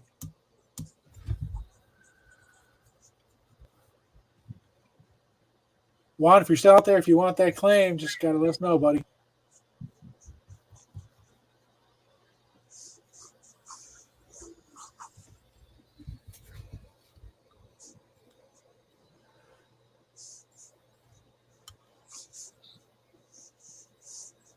What's the strangest thing you've ever been asked to draw at a convention, Alex? The strangest thing. Okay, well, sometimes I get involved in these sketch duels. Okay. Oh, yeah. And just recently, the coolest thing that somebody asked me to draw was Popeye the Barbarian. So the guy made the suggestion. I said, yeah, that's really cool. So I drew Popeye with the horn helmet, holding a sword. I think he had the pipe in his mouth, and there was a can of spinach at the end of the pipe. I drew olive oil, kind of like a little with dragon wings flying above him, whatever. And he was so bummed out because when they raffled off the drawings at the end of the session, he didn't win it. So then he kind of tracked me down back to Artist Alley, and he had me do him a commission piece of Popeye the Barbarian. So I actually had to draw a really nicer one for him, which was really fun. That's funny. That's tame compared to some of the things we've heard. That's tame. Oh, well, put it this way. I was sitting at a convention once with my buddy Bo Hampton, and some guy came up to him and said, hey, listen, can you draw me Peter Parker running down the street with a baby on his shoulders? And so my Bo says, well, you know what? Alex here has been drawing Spider-Man for a while. He'd probably be better off doing that than I would. So he said, okay. So he came up to me and he asked me to make the same request. And I said, yeah, I guess I could do that. He said, but, the baby should be in a diaper. I said, okay. And he goes, and I want Peter in a diaper also. And at that point I said, no, thanks. You'll have to find somebody else. I'm not drawing Peter Parker running down the block in a diaper with a baby on his shoulder. Come on. I know some of these guys have these, I don't know, certain fetishes like, jars and guys in doorways and, all these things, different things that they like. But, I mean, Peter Parker in a diaper, I mean, does he have a whole book, a sketch book with diaper guys in there or what? I have no idea. I didn't want to know. Probably. I didn't want to know. Probably. Anyway, this is just a breakdown of the Spectre in blue pencil, and it's gonna be finished in graphite and look really, really sharp. So I just like to lay things out in blue, and then we'll finish that up for TJ. Awesome. All right. Is anybody else? Yeah, we have the Two-Face Inked. Two-Face Inked. Right. Okay. Hey, Fred, don't forget to like and subscribe. And JD. Jeff is our normal host on Tuesdays, but he had to work Okay. tonight, so unfortunately he wasn't able to join us. So thanks, Jeff, for doing that. So. And I guess Juan disappeared, or he didn't want to claim. Yeah. Okay, so just to reiterate, the only one that I'm doing in pencil right now is a Spectre, right? That's Yeah. it. Okay. Just let me make a notation here so don't go ahead and ink it and then have the guy, I mean, I would charge him for pencil if I went ahead and inked it anyway, but maybe he just hates ink and just likes pencil. I have no idea. Maybe. Some people are like that. I'm sure you've met a bunch of us collectors over the years Well, you know what? The thing is that 9 times out of 10, I don't even if I have a sketch list or something, I don't even offer pencils. I just it's just as easy for me to go ahead and do something in ink than to do it in pencil. But I just figured, as a new thing for this particular show, I would offer pencil if somebody likes it, and some people do. They just say, "Oh, I just love, juicy pencil and all that kind of stuff." So yeah, I can understand. Yeah, Not a problem. And we have a claim up for anybody if anybody wants to make a claim. and while he's got the claim up, just a reminder, TJ and Polly, if you guys, I don't recognize either of your names, but could you please email us at the email scrolling across the bottom of the screen with your PayPal email so that we can invoice you later? I already got TJ's. Okay. Yep. So just waiting on Polly, who's asked for the Two-Face. Okay. Two-Face will be inked. All right, and next, let's just get a shot of that. Christine. Two-Face.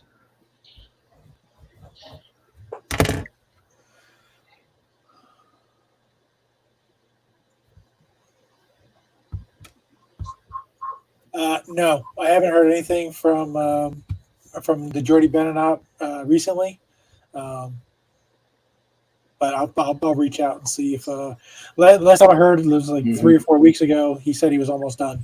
That was the last thing I heard from him. Yeah, and what was the other one, Ken? There was Jordy Bennett and if Jayla was watching tonight, he would be able to tell us because he's on that list. yeah, I forget who the other one is. I'm still waiting for art from SketchCon. I'm still waiting for art from Sergio, Stan. But I think they both sent it this week. I'm waiting for Ariel, who was supposed to give it to me in New York but forgot, so she's got to ship it to me.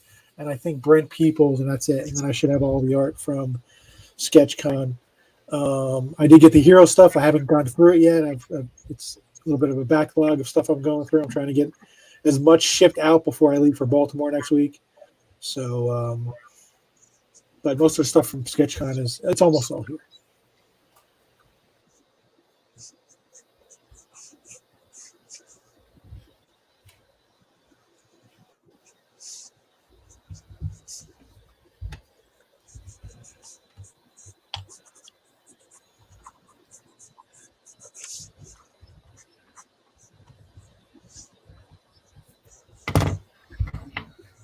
All right.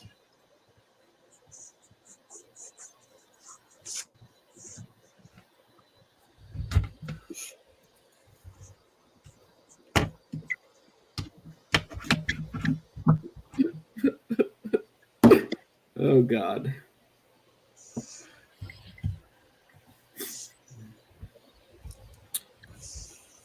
Yep. So the answer is yes, sort of. Ken will be at Bill's table. Russ Braun is also going to be there. And so Jeff and I will not actually be technically working, but we're definitely going to be helping both Bill and Russ as much as we can. And Dave, yeah, you got it, man. You're the only one to make a claim, so yep, you're up, man. Black Cat. Ooh, that's going to be good.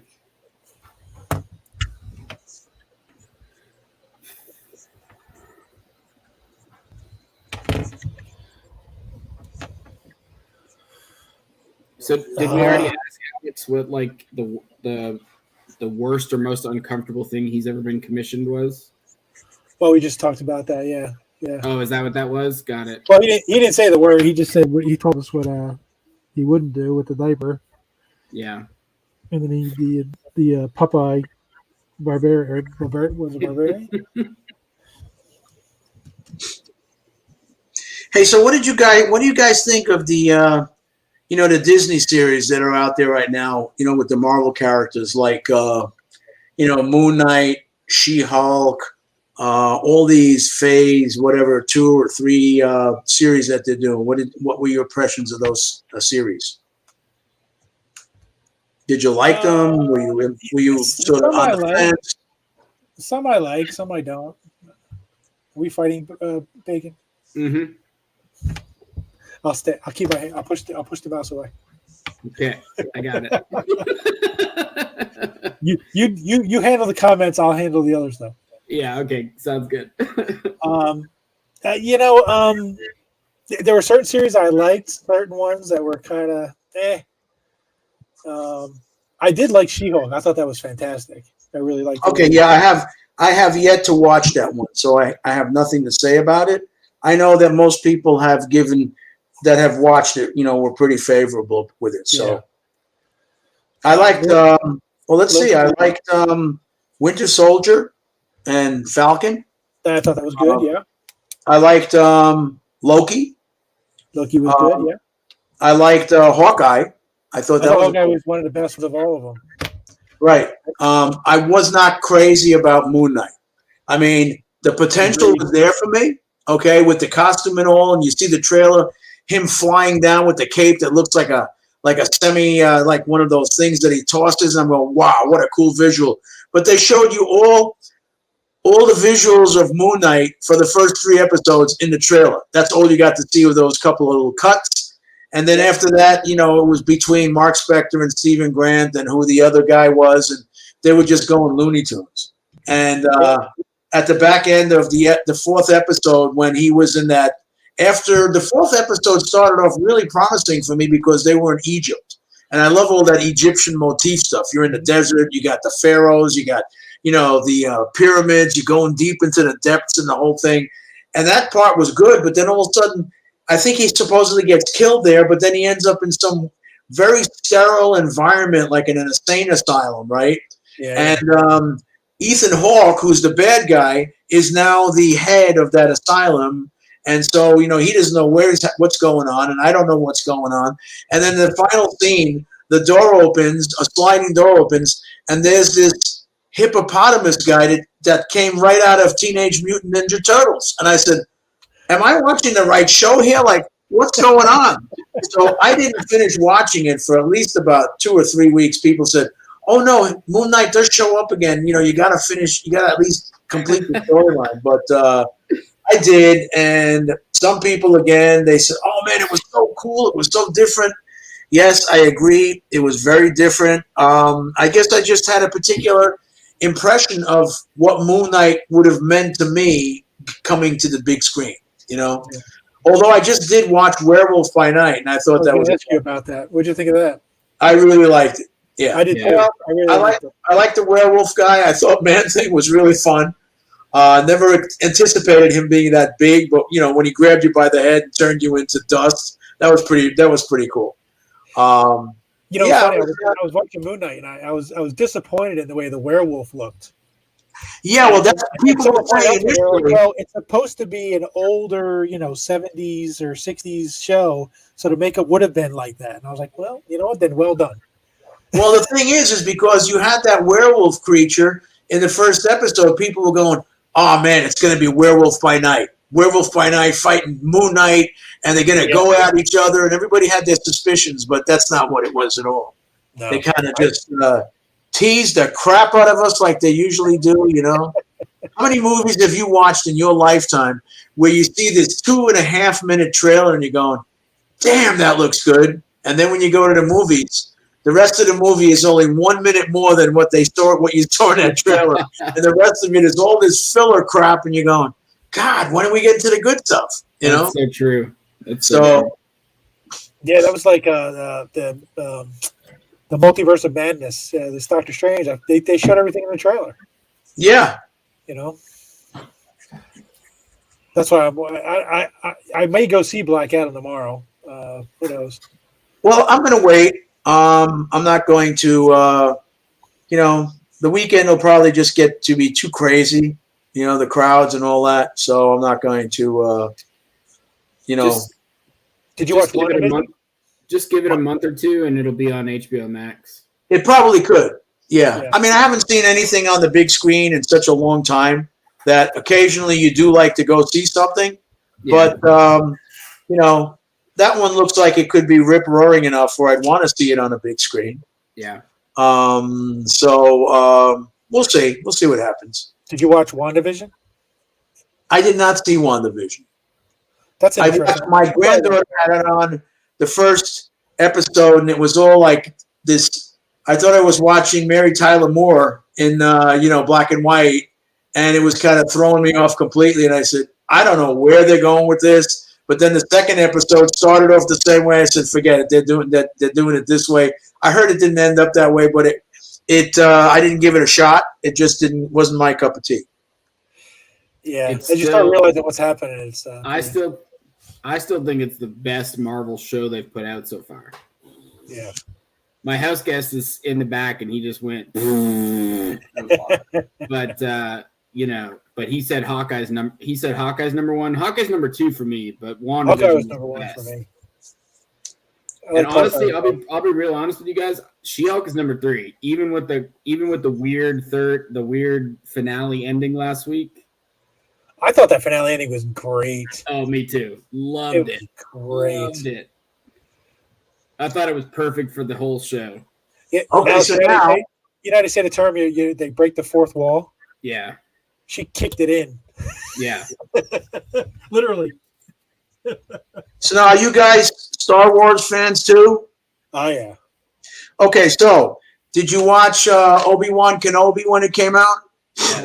It was awesome. Oh, what? I didn't get to see it yet. That's Excuse me. Okay, and now there's all kinds of mixed opinions about this new Andor show that's out. Some people go, "Oh my God, it's putting me to. If I want to go to sleep and can't, I'll put on Andor." And then some people are going, "This is perfect. This is science fiction at its best.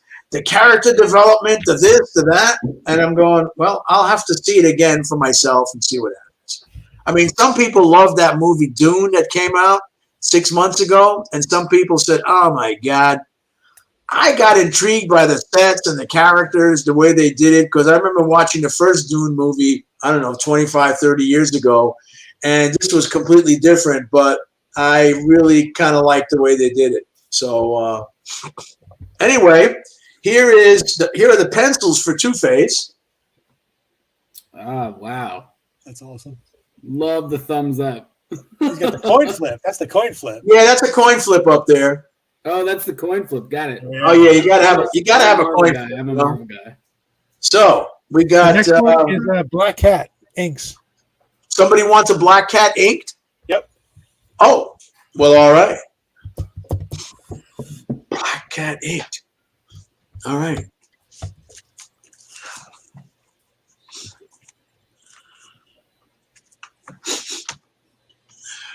Yeah, I don't know. Andor, it's a very good show, but I still, if I sit down in my recliner to watch that, I pass out within minutes. I feel like every time I sit down to watch that, I have to get back up, hit rewind, watch the episode again, and then sometimes once or twice I've fallen asleep again after I rewound it. Well, you know, there's those other two shows that are out there right now. You know, the Game of Thrones prequel. Yep. And also the the Tolkien Rings of Power. Yep. And between the two of those, they're not exactly rip-roaring, fast-moving pieces of action either. So you really have to be in a good mindset to want to sit down and watch this stuff. If you're half tired, and like you say, you get in your recliner. I got a couch that has a recliner, or I use it or I don't. But I could just sit there, and all of a sudden, my head pops up off my chest, and I look at the clock, and it's 20 minutes later, and I go, "Oh man, I just missed a whole bunch of stuff." Exactly. I'm gonna have Me to. too. I'm gonna turn this. I'm turning this baby off, and I'll rewatch it tomorrow. You know, type of thing. Because number one, I never watched Game of Thrones because I didn't have HBO. Yeah. Now it's on HBO Max. I have those things, but man, there's like 6 or 7 seasons. I don't have it in my studio because I never get any work done. but to find the time to sit down and binge 6 or 7 seasons of Game of Thrones, I mean, good God. You know, I will say those seasons were only, I think, eight episodes apiece, so it's not as long. Yeah, but now you're looking at what, 6 seasons, or like if it's 8 times 6, that's 48, or 56. You know, that's a lot of stuff for sure. Then there was another thing that I had finished not that long ago was The Last Kingdom. Did you ever see that? The Last Kingdom sounds familiar. It's has to do with Vikings and all that kind of stuff, the Danes and the Saxons and all that. Yeah, it's really intense. I mean, if you want to see some unbelievable sword fights and battles, man, that thing is really, really kicking. You know.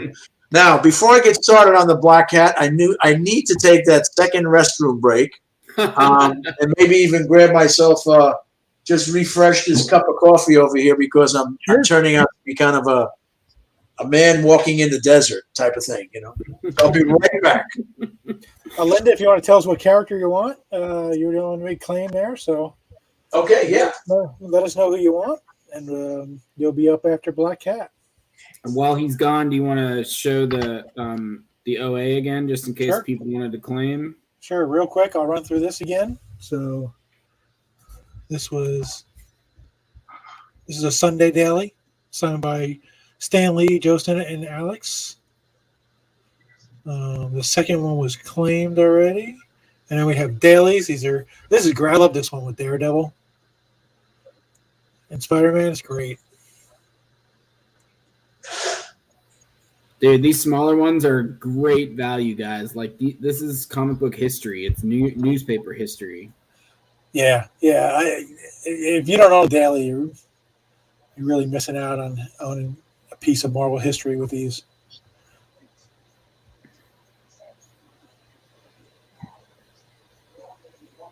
And kudos to Dustin for getting that one earlier. I know it was expensive, but dang. This one's probably my favorite of the smaller ones with Morbius on it.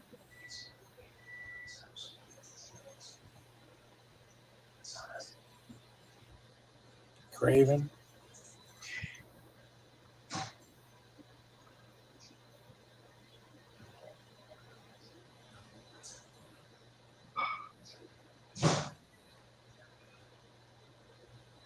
And again, if you want to just claim these, just claim it by the letter. Send us a message. That's fine.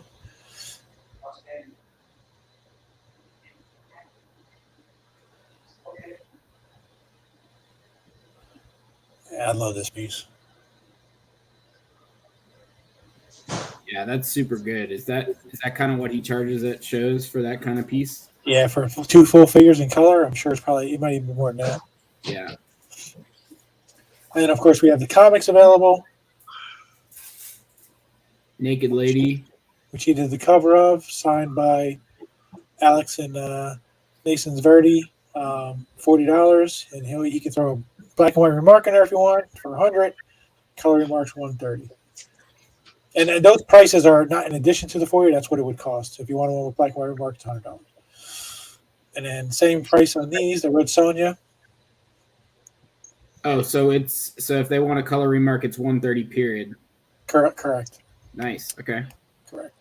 And then he also has some of the amazing, this book is fairly recently out, I think. Yeah, number 9 wasn't number 9 was like the last. Was it a fill-in issue, or did John and Scott do that issue? Actually, I thought that I was happy to be on this cover because I thought, wow, I'm going to be on the same cover with John Jr. and Scott Hanna. And as it turned out, when they sent me a couple of comps from Marvel. When I say a couple means 2. Right. Now, I did order like 100 of these from my local comic book shop, but I think he kind of got a little flooded out with the hurricane that we had, so I hadn't been able to get there and pick my books up yet. Gotcha. But these 2 that you see here are the 2 comps that they sent me, so I just did those remarks on there.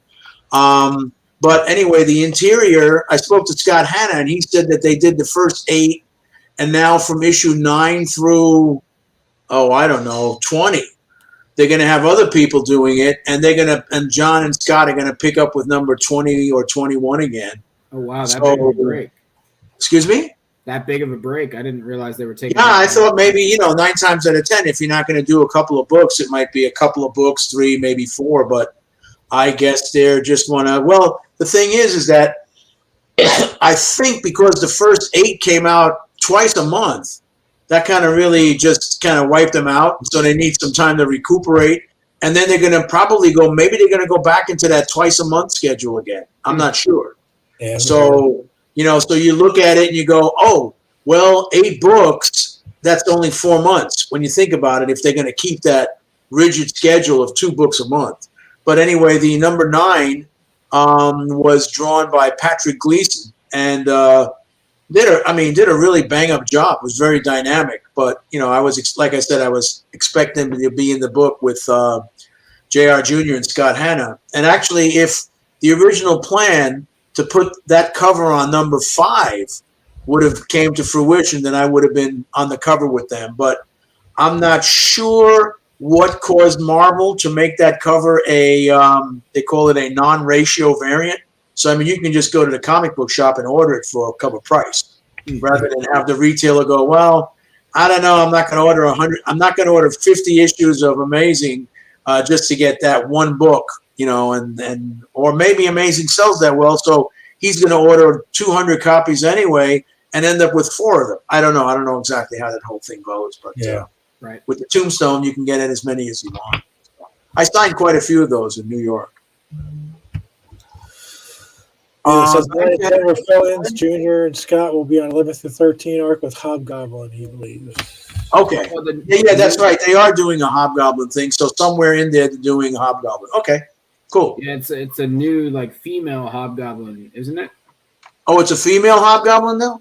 Or it's a female goblin character that looks sort of like the Hobgoblin. Oh, so whoever I'm doing the Black Cat for, do they want a female Black Cat or they want a male Black Cat? If we're going to be messing around over here. I'm going to 100% guess female, but okay, sounds good. Since we're, since they just like to change genders for the hell of it, Yeah, true. That's Linda, I think, right? Linda. Who wants Linda Craig? Does she want the Black Cat? No, the Black Cat was Dave Kopecki. Oh, okay. The Black Cat was Dan. So Dave. So Dave, yeah, female. He said female already.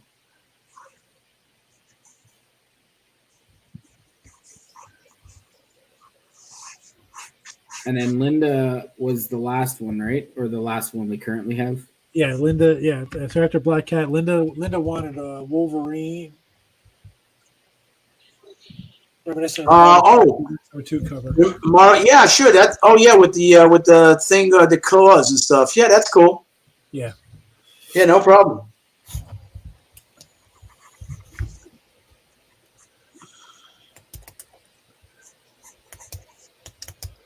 Some of these names are unfamiliar to me that are popping up on the screen, obviously. So if anybody that I'm doing a drawing for wants to just go ahead and, friend me on Facebook or on Instagram, please do. So this way I know that, I can kind of thank you guys in person.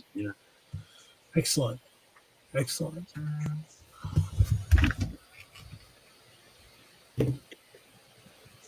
Yeah, excited to see you next week in Baltimore. So that should be fun. Oh, you're going to Baltimore, Bacon? Yep, I'll be there with Ken and 4C, and we'll sort of, like I said earlier, we'll be sort of working, but not really. Okay.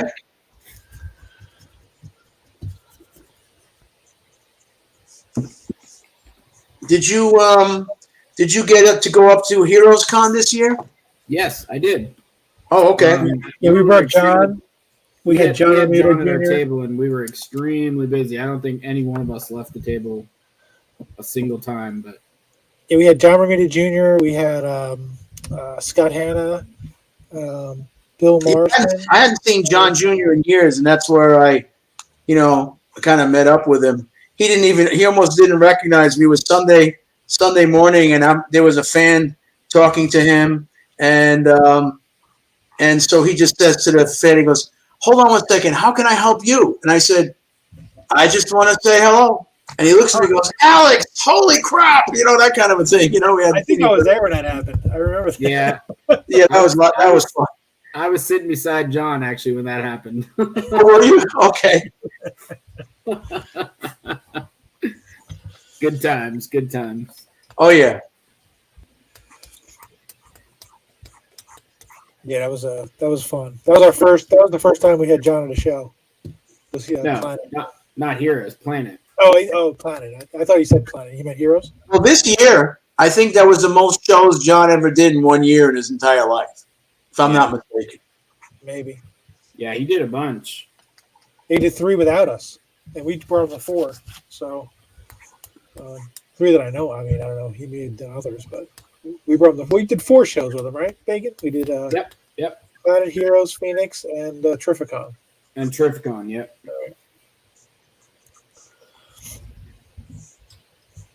I can't even put my head around how many conventions I went to this year. Me either. I did more this year than I probably done in my, in any other year prior to this. But it just kind of worked out that way.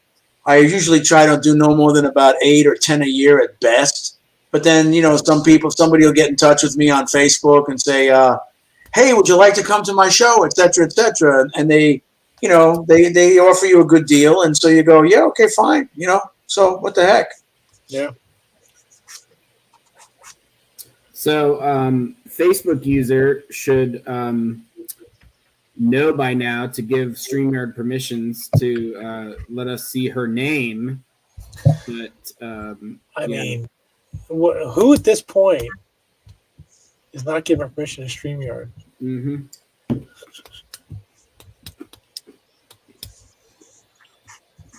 Oh, there you go. That's why she didn't join tonight. What's that? I'm not on this side of the chat, Annika. Okay. The Astros just hit a home run. God damn it. Who did? The Stros.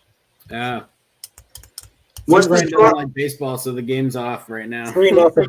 3-0 Astros? Yep. Uh-oh. Yep. Oh, well. Well, when I was in Dallas just this past weekend, there were a couple of an artist buddy of mine named Mustafa Musa. He was there with some of his friends that actually live in Dallas, and they were all about the Stros, and they're already talking. Yeah, well, when the Stros win their next World Series, So, I mean, when you're fans of a team, you got confidence, but Okay, so here's the pencil on the Black Cat. Oh, hold on. Let's see. Wow. Nice. Look at that. It's gonna look nice with all the the fuzzy fur she's got and all that kind of stuff, Oh yeah.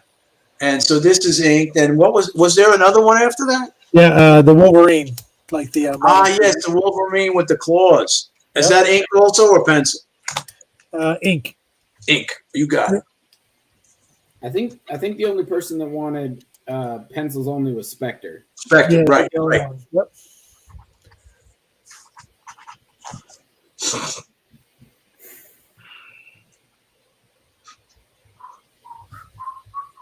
So I got two New York people on here. How do you choose between the Mets and the Yankees? They're in 2 different leagues. So why does it matter that you have to choose? Well, when I was a kid, there were no Mets. Okay, the Mets showed up in 1962, and I probably started collecting baseball cards with my buddies in elementary school in around 1959 or 60. And then by then, if you're in New York, you're a Yankees fan. You're not even talking about the Mets. And even when they showed up right off the bat, they were losing like crazy, and the Mets and the Yankees were still kicking butt. And I was a Yankees fan until actually George Steinbrenner bought the Yankees, and then he was like, all of a sudden, he was selling, trading guys, some of my favorite guys like Greg Nettles at third base. Goose Gossage ended up, I think, leaving. And I said, you know what? This is bullcrap. I'm not even going to bother with this anymore. And we had moved. We were still in New York State, but we had moved. We were on Long Island. And let's see, we lived in an apartment, basically like a mother-daughter type house. And we were upstairs. And the people downstairs had a son who eventually became my brother-in-law. I mean, he was I'm 11 years his senior, and so when my wife and I got married, we lived up there. I was 25, and he was 14. So I was like a big brother figure to him pretty much his whole life. And then, he met my sister. They ended up dating, going out, marrying, the whole bit. And he was a Mets fan. I mean, just so in the middle of the 1980s, when George Bamberger took over managing, and then you had, they introduced Doc Gooden and Darryl Strawberry, and all of a sudden the Mets started winning games. And by 1986, oh my God, they won the World Series. They had a hell of a team. Yeah. And Jesse Orosco would come in the to save the game, and he was like Diaz now, lights out. Yeah. Or even a Mariano Rivera type. God, when he got the ball up until, let's say, late in his career, where people started to actually hit him every now and then. But before that, you couldn't hit that guy. Yeah. And and my son, he just grew up to be a Mets fan. And even when we moved down here to Florida, he, he's still a Mets fan. We get the Mets MLB package. That's, I could see all games from every ball club for like an extra $30 or $40 a year, but yeah. I have enough. I got just about enough watching one team. Forget about all the other ones, Yeah. So we followed the Mets. They had a great season, but boy, they were just disappointing in the last couple of weeks. Man, Losing to the Cubs. I mean, they had no business losing 3 games to the Cubs. If they would have lost one, you'd go, okay, so they lost the game, but. Those 3 games, I mean, sure, they lost 3 to the Braves, but if they would have won 2 from the Cubs, they still would have had a shot to win the division. But they just, kicked themselves in the butt. So what you going to do? Yeah. You're right. I mean, they had it all, and then they just completely screwed the pooch in the end. I mean, first of all, their big 2 pitchers, DeGrom and Scherzer, all of a sudden became human. They gave up runs and they lost games. Not that, I mean, if you give up 3 or 4 runs, you should still be able to win a game if you got a potent offense, but the offense just went to sleep. Yeah. So you give up 3 runs, even 2 runs, and you lose a ball game because none of the guys are hitting, but they're not hitting because the other team pulled out their better pitchers. And when you know how it is, they always say when the lower teams are going to play the higher teams, they get all psyched up and they want to beat them, Yeah. And that's what happened. Seriously. You're not old enough to remember the Brooklyn Dodgers, right? In Brooklyn? No. I heard a lot about them, but that wasn't me at the time. Yeah, my dad used to. My dad was from Boston. He saw the Red Sox play, but he did go to Brooklyn a few times. He said to see the Dodgers with his dad. And he said Edwards Field was just he loved it. He wished they had kept that stadium. You speak to Joe Sinnott, and he's a huge Yankees fan, but I mean, he was all about the New York Giants, baseball team that ended up going to San Francisco, and you had the Brooklyn Dodgers. Bregman goes boom.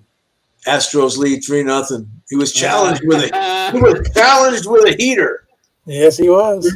Like I said, I laugh because I know Ken's a Yankees fan, but man, I hate the Astros too. I just don't want either. I want either team to. I just want them all to blow up. Well, the Yankees got 2 men on, second and third, no outs right now. So. Either the Phillies or the Padres win it all. Hopefully the Padres, but I'll take the Phillies if I have to.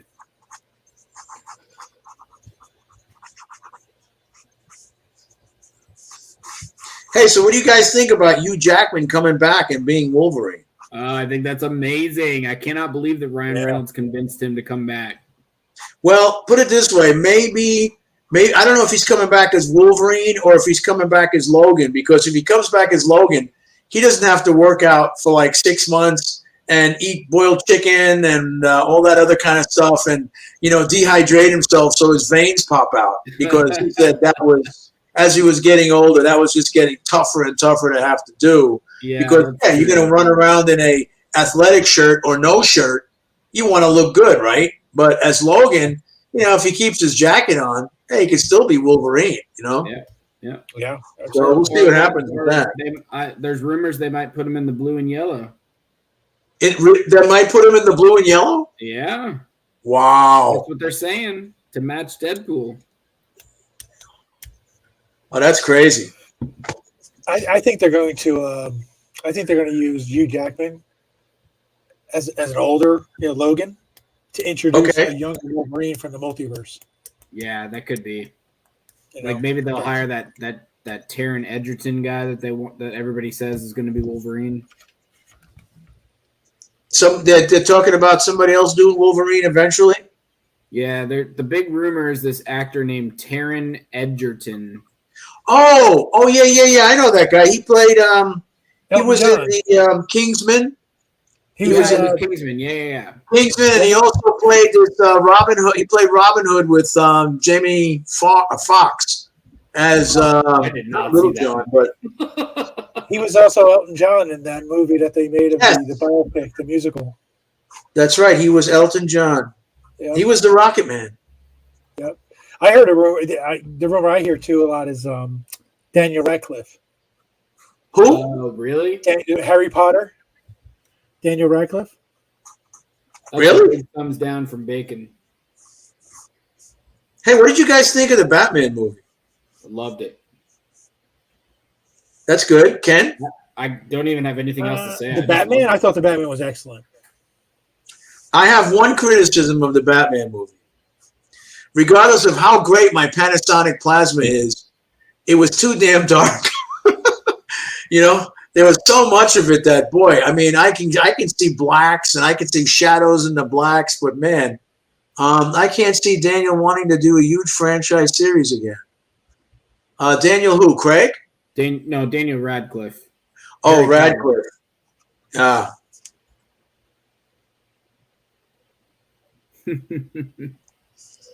Yeah, very dark, but I like that about Batman, Linda. Like that's the kind of Batman that everybody wants to see. Yeah. At least on the big screen. Yeah. I thought it was excellent. I thought Pattinson played a really good Batman. He looked great in that costume. I somehow liked it with the collar, sort of like that Gotham by Gaslight thing that had going on. That would look really cool. Yeah. And his demeanor was good for the character. I did not think that he was a good Bruce Wayne, though. Yeah. I was just going to mention, I liked it because I think if you read the comic books, Bruce Wayne is the alter ego to Batman, in my opinion. Well, yeah, that's the whole point, right? And in the movies, it's Batman is the alter ego to Bruce Wayne. And I think in this Batman, it was more evident that it was the way the comics are written. Batman was the identity and Bruce Wayne was the alter ego. That's why he played it so grim and foreboding and stuff. Normally, in every other movie, Bruce Wayne is like a, playboy, millionaire, with models and helicopters and showing off all that stuff. But this one, he wasn't. He was very dark and brooding. And how you would imagine somebody who's got that kind of mental idea that he's got to take on the idea of being vengeance for what happened to his parents. That he's the only one. He wouldn't be a happy-go-lucky guy anyway. Yeah. I thought it was really cool that when he took his mask off, you actually saw the lampblack under his eyes for a change. You know what I mean? Yeah.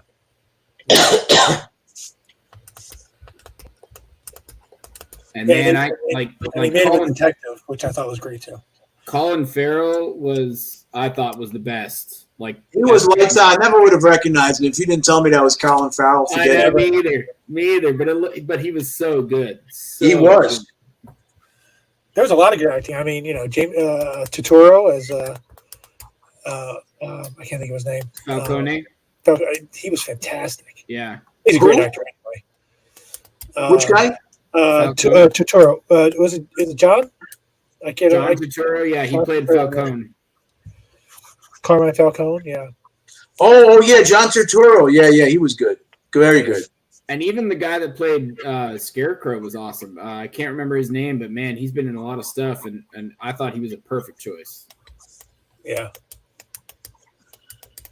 Yeah, Catwoman was pretty solid too. Paul I think they were Paul Renault, I don't know. They were pretty spot on with all the characterizations. I Yeah. think. Yeah. Okay, so this is going to be, the Wolverine with the claws. Awesome. That's awesome. Nice. Pretty much right off that cover. Yep. Yeah. So it's going to work out. That's going to look good. Okay. Anybody else? That was our last claim for the night, my friend. Okay. Sounds Yeah. good. So, we want to thank Alex for coming out. I'm going to post all those pages in the comic books on 4C tomorrow. So if anybody wants to order any of those pieces, we will we'll get in touch with Alex and make sure he does any of that stuff. And Alex isn't far from me, so when he's finished with all this stuff, it won't be a long shipping train or anything. I just maybe a drive out to Daytona. That's all. Yeah. Hey, whatever. We're all going to be at Baltimore. We'll all next be at week, guys. Baltimore too. Well, yes, right. Next Thursday, I'll be in Baltimore. So, and unfortunately, I still, even though I like to consider myself semi-retired, it just seems that like right now I've got a whole bunch of work.